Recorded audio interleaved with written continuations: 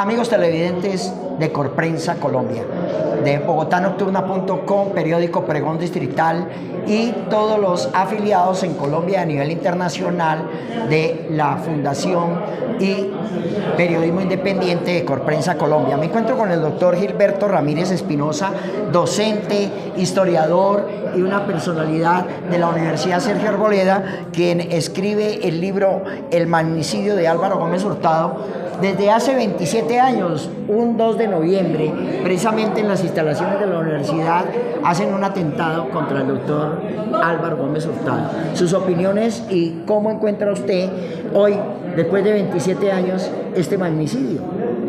Bueno, muy amables por esta entrevista y pues lo que le puedo decir es que hace 27 años, por lo menos ante la justicia, el caso sigue todavía por resolverse, pero ante la historia ya se han sacado conclusiones de diversa naturaleza.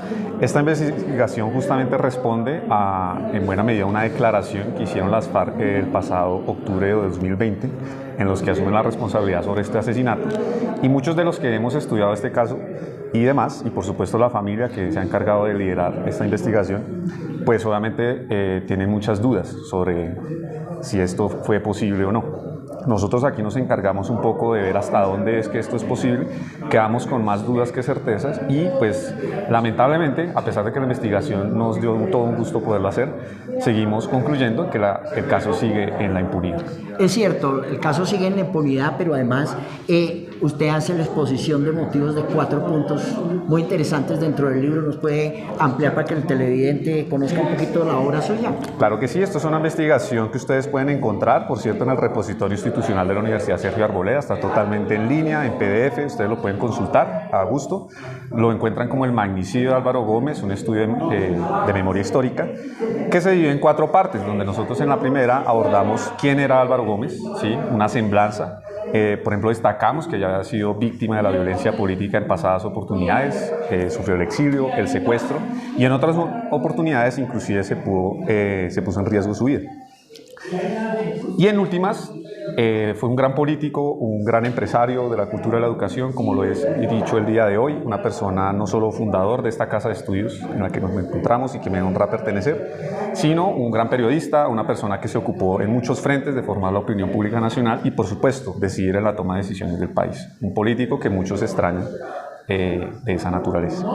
Eso en una primera parte. En una segunda abordamos lo que es el contexto en el que muere Álvaro Gómez, como un opositor a eso que él denominaba el régimen, ¿sí? Encarnado ya en su momento, por lo menos al que él veía ya no como una víctima, sino como un agente del mismo, el gobierno de Ernesto Samper Pizano, quien tenía unas acusaciones que se terminaron demostrando, pues finalmente eran ciertas, sobre financiación del narcotráfico, particularmente del cartel de Cali, y que por motivo de esa crítica, de esa oposición a Samper, en la que Álvaro Gómez inclusive pidió su renuncia, pues es que se da el asesinato el 2 de noviembre de 1995 aquí en instalaciones de la universidad.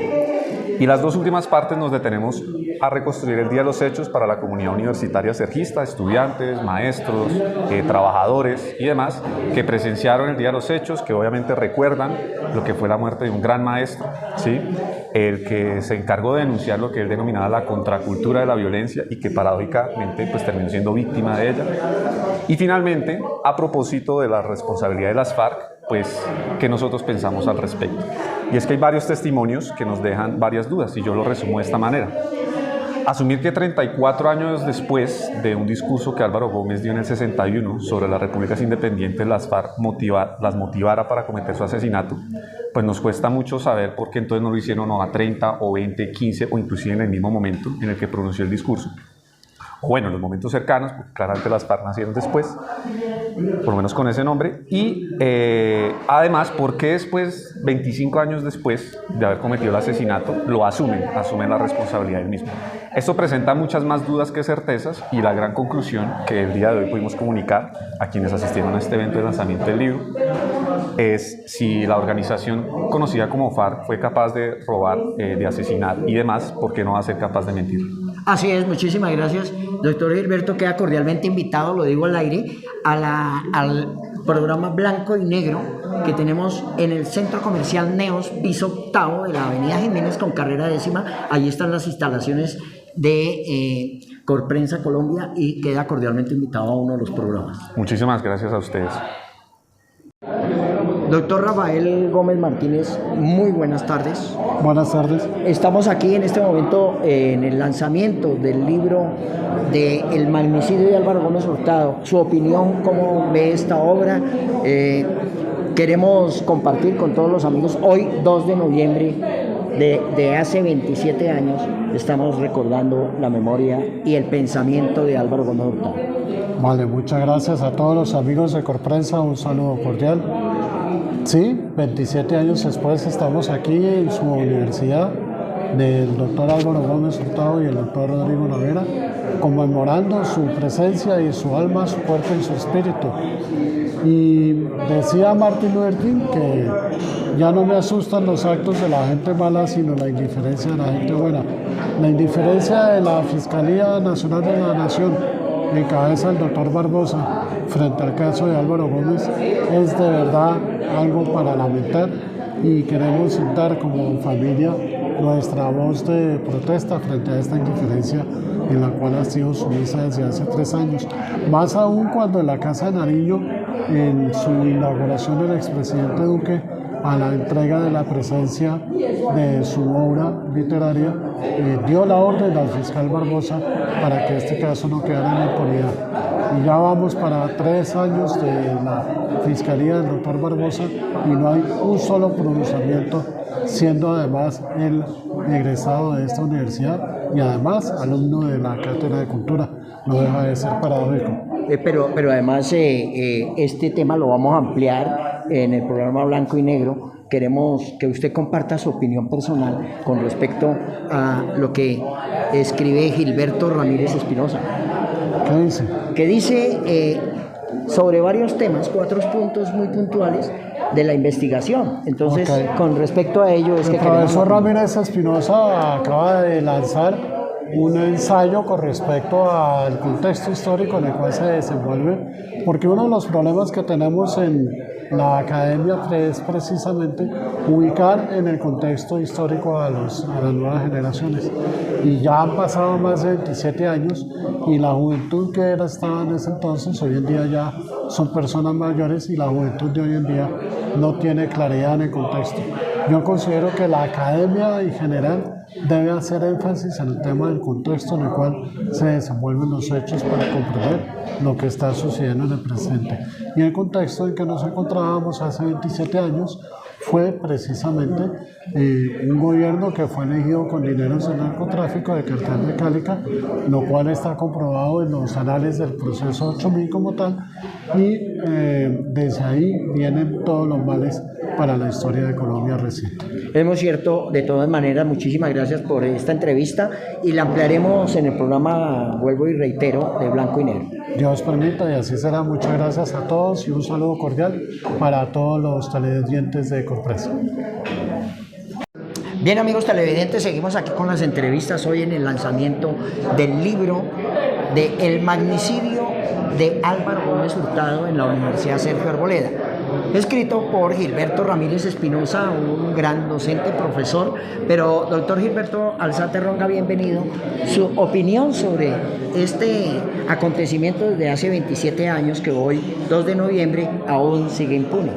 Pues precisamente lo grave es el factor de impunidad de este y otros magnicidios del país, que es un factor que determina que la gente tome la justicia por propia mano frente a una situación de impunidad y favorezca pues la criminalidad y el desarrollo de la criminalidad en el país. Precisamente el que un magnicidio de la naturaleza de Álvaro Gómez lleve tanto tiempo con absoluta impunidad y se hayan creado tantas circunstancias para impedir que líneas de investigación se desarrollen de manera ordenada y rigurosa, es lo que nos ha llevado a tener un país pues con estos factores tan dramáticos de violencia. Bueno, pues esperaremos resultados, doctor Gilberto Alzate Ronga. Muchísimas gracias por la entrevista. Bueno, muy amable. Seguimos hablando. Muchas gracias. Presidencial. Jefe máximo de los conservadores y activo crítico y opositor del gobierno de Santander desde las páginas del Nuevo Siglo. Luego de su participación en la Asamblea Nacional Constituyente del 91, la corrupción y la Gómez abandera un discurso en contra de lo que denominaba el régimen responsable de la corrupción y la decadencia nacional. Un exministro que formó parte del Movimiento de Salvación Nacional, partido de Gómez, lo describió ante la Comisión de la Verdad, a los comillas. En todo caso, me parece que lo que él trata de hacer en un momento es mantenerse en su tesis de que hay que purificar el régimen, de que hay que afianzar el acuerdo sobre el fundamental, de que hay que generar un elemento de autoridad y de orden claro, y recuperar el orden público en varias partes del país. Y eso era lo que estaba diciendo él en el momento en que lo mataron. Venía el último año hablando del régimen, decía que la política se había vuelto un sistema de complicidades y con eso solidaridades, y que eso era lo que tenía fregada la política en Colombia. Es decir, que aquí lo que había era un sistema de complicidades que no podía producir la paz. Él decía que el país le estaba teniendo la paz. Durante más de 25 años de impunidad, la Fiscalía no logró dar con los responsables. Primero se construyó la hipótesis de que el asesinato había sido fraguado por militares que le habían propuesto a Gómez un golpe de Estado contra Santiago. Esta versión se basaba en la evidencia de que cerca del lugar de los hechos había un carro adscrito a la brigada de inteligencia del ejército. Es una evidencia descubierta, eso no concluyó en nada. En ese momento cuestionada por violaciones de derechos humanos, que luego sería desmantelada, la famosa brigada. Posteriormente surgió la sospecha de que el cartel del norte del Valle había participado en el crimen bajo las órdenes de Santer y su ministro de Interior Serpa.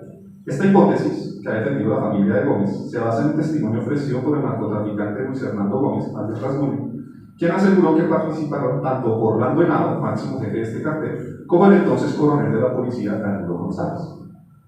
Sin embargo, de manera muy temprana, la propia Brigada 20 expuso que el crimen había sido cometido de manera conjunta por el grupo Jorge Eliezer Gaitán, EGA, que se hacía denominar Dignidad por Colombia, en alianza con las FARC-EP y en concreto con la red urbana Antonio Nariño, con colaboración del Frente 22 al que habían ido a resguardarse los asesinos.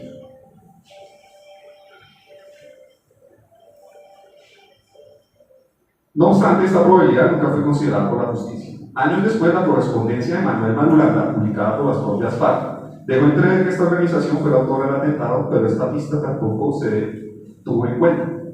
Solo en octubre de 2020, esta guerrilla reconoció públicamente haber asesinado a Gómez y a otras 5 personas de la vida pública y el exconsejero de Paz, Jesús Antonio Bejarano, al general Fernando Latazada Pérez, el congresista Pablo Emilio Guarín, y a los exguerrilleros Pedro Rey y Hernando Pizarro del Frente